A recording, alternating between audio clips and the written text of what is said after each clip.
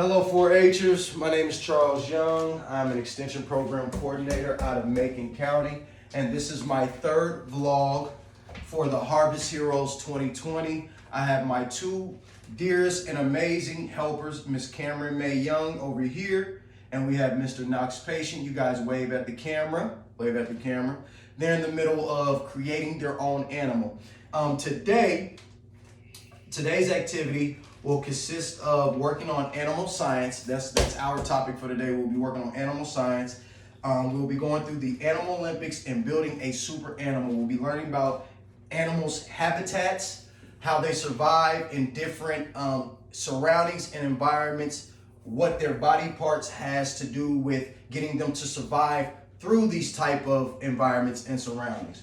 So first off, I want to go through a few things that we are going to have to use if we were to be in the school, after school program, so forth and so forth. You would need construction paper. You would need worksheets in regards to building your own super animal like they have here. You have a shark. I'll give you guys just an example. This is a shark. Mr. Knox is going to be working on a shark. And Miss Cameron will be working on a teddy bear. No, really a bear. She calls it a teddy. Teddy bear. It's a bear, Cam. We also will need scissors, glue, glitter, and I will be providing the kids with a snack at the end of this session. So let's get started, you guys. You guys excited to build your own animal? I am. All right. So let's start off with our animal science and veterinary medicine. Veterinary medicine is the science and art that deals with the maintenance of health and the prevention, alleviation, and cure of disease and injury in animals. What do veterinarians do? A veterinarian is a medical professional who protects the health and well-being of both animals and people.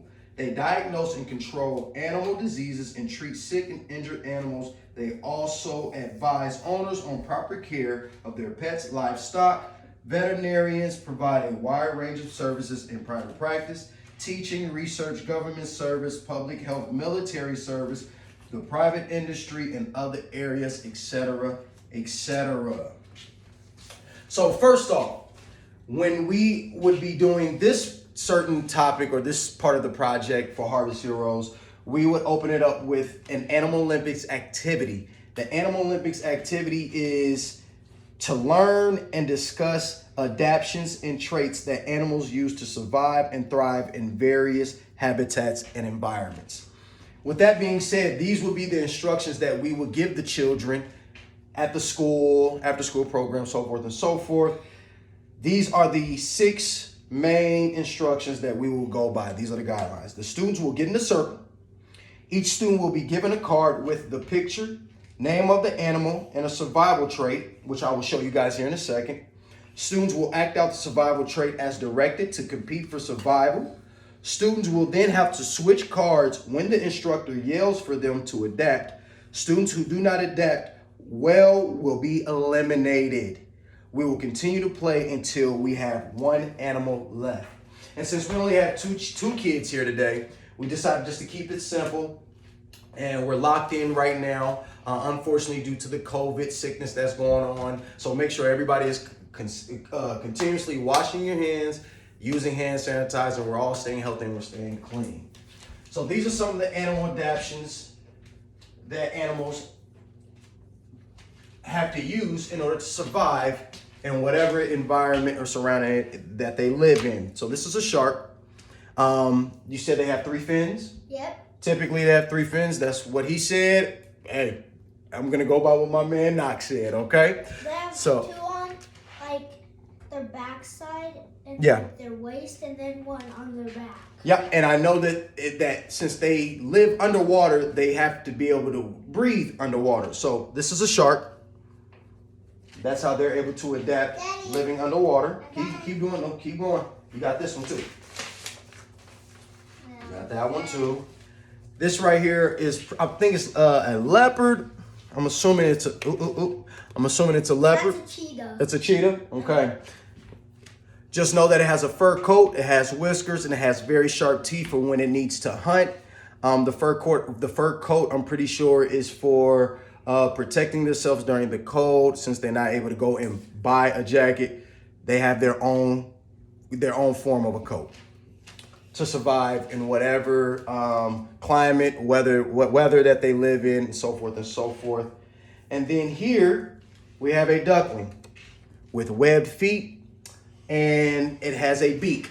And these are adaptations for this animal so they can survive underwater and on land. So these are just some things to consider and think about.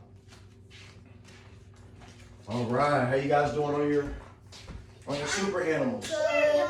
You guys doing amazing. That was my first one. Also, you gonna keep it simple, okay? That was mine. And then So, these are scratches from that one. okay. So this is what the kids are doing right now. They are creating their own super animal. They have the free ability to design their animal however they like to. And then after they get done completing their super animal, we're going to go through and see what new adaptations they provided each animal. That was 3, see? After the completion of the Animal Olympics activity, we'll discuss the survival traits of each animal listed on the cards and discuss the importance of these traits. Students will then take the information learned during this activity and apply it. The students will work in groups to create a super animal.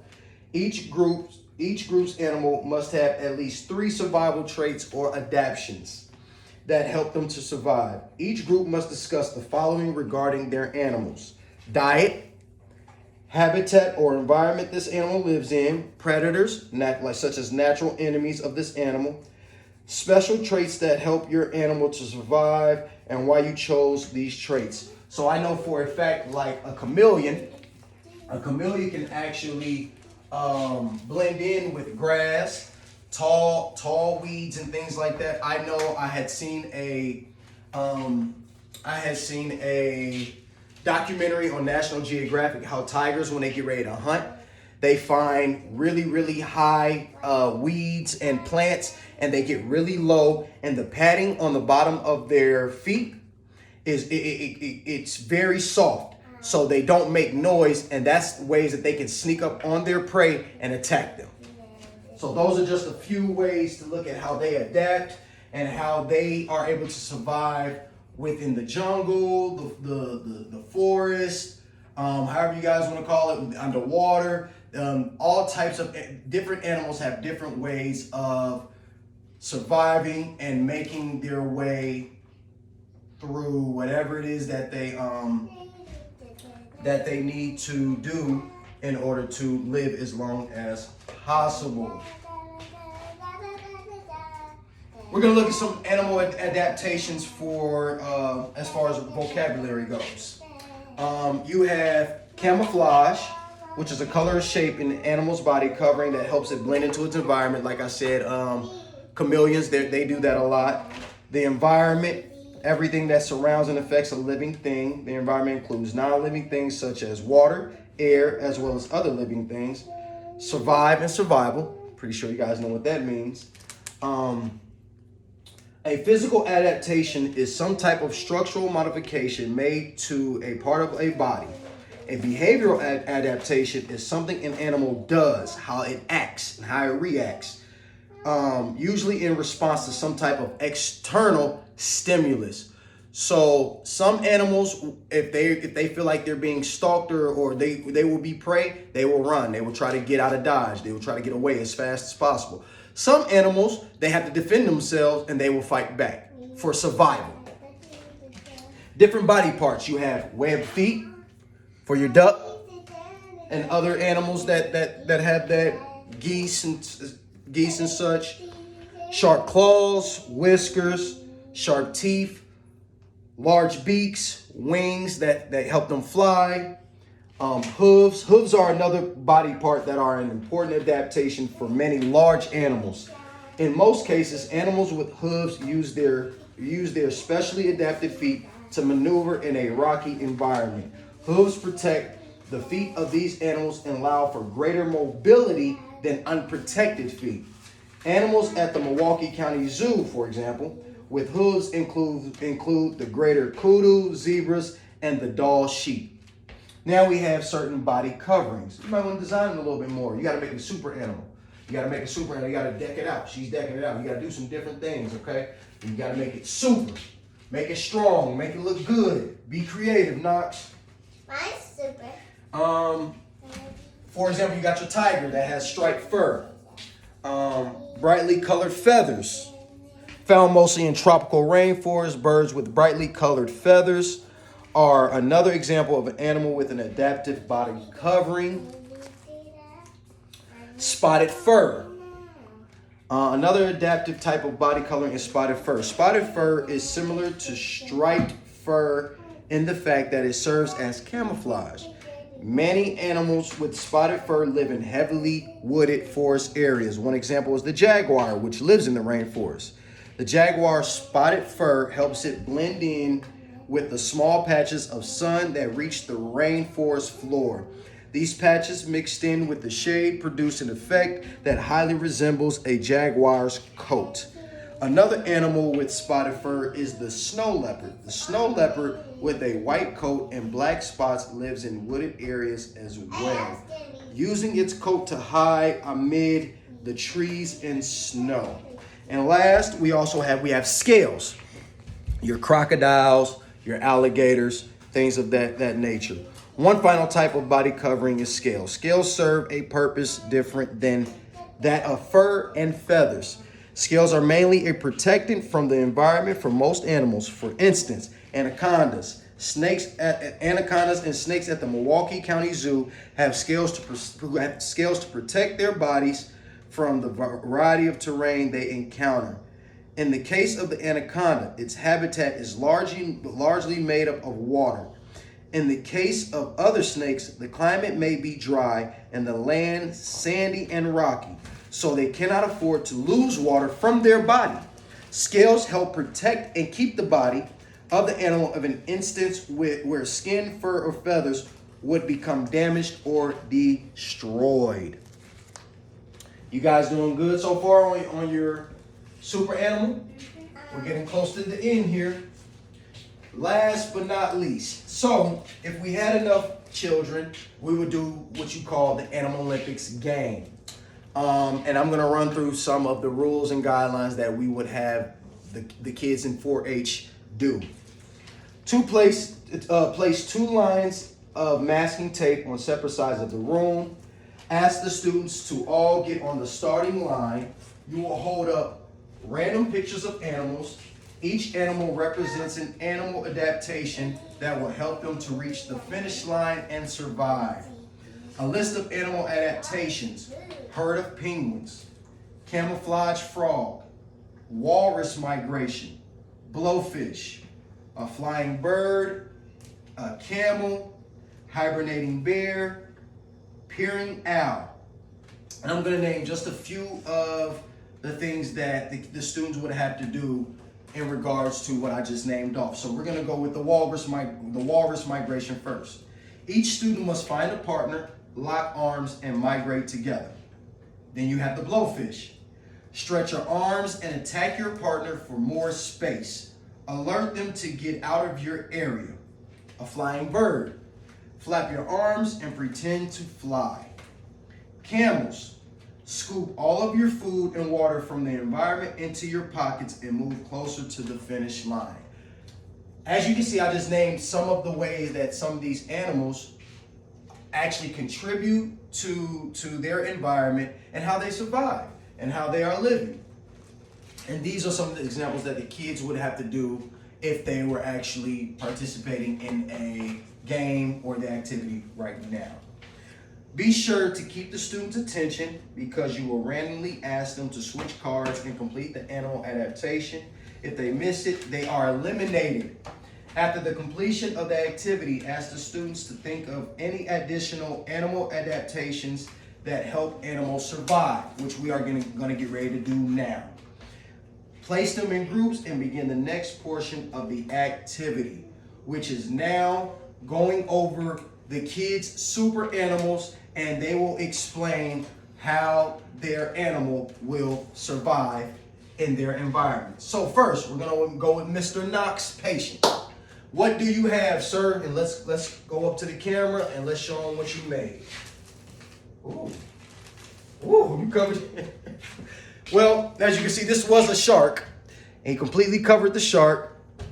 Added a lot of designs to it, and then we have here a tiger, which he added a lot of designs to as well. So, Mr. Knox, with this new super animal, as far as the shark goes, what can this animal do to survive underwater with how you made him now? So, if the shark was in the water, and Yes, sir. And then he went up to get air, Mm-hmm. and then if he was by the island, and then if he got on the island, he wouldn't survive.